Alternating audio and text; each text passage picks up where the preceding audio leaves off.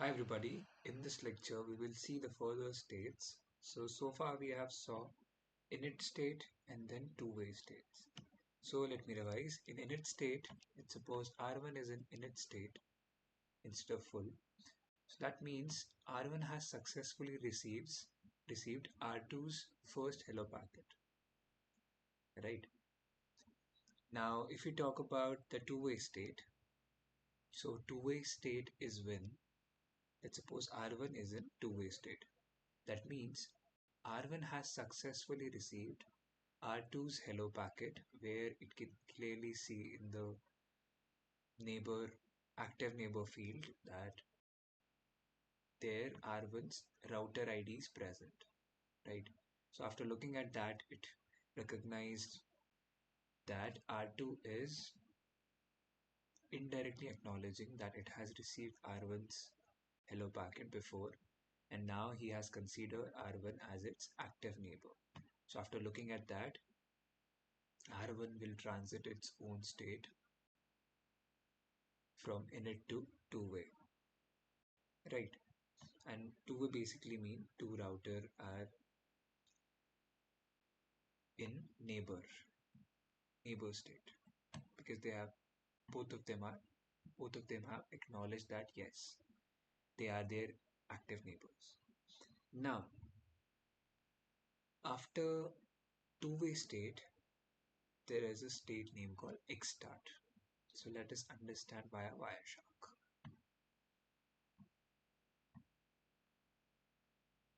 So as you can see here, the two-way state happened after that xstart. So in xstart we have a concept of database description packet, right? So if we look at what is inside, so xstart state comes just to select the master and slave, right? And how they do it, let us see in the database description packet.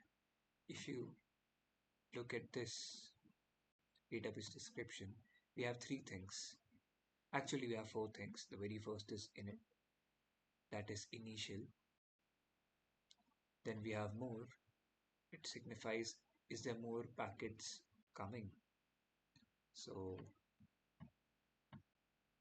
set, and then we have master. So initially when R1 sends its database description packet to R2, and when the very first packet that R2 sends to R1 of its database description packet, that is the initial one. So the initial is set, and in both of their first packets, they set themselves as master. But when master is finally chosen on the basis of higher router ID, then what happen is, then the one which has lower router ID, that becomes slave, and then master, and the one who becomes master, here we can clearly see R2 will become master as the IP address, or you can say here router ID is 192.168.10.2, will become master and will take the slaves this data database description sequence. This is a random number that gets generated, as you can also see in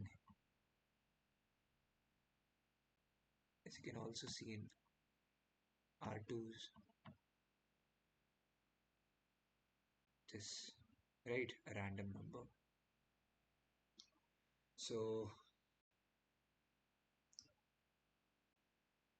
if I want to summarize, so in xstart, the database description packet is used, and in which both claim initially to be as masters, and a randomly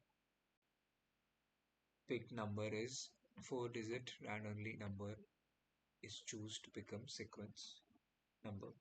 And after that, when they exchange, and after the exchange, the master is elected by the one who is having the greater router ID.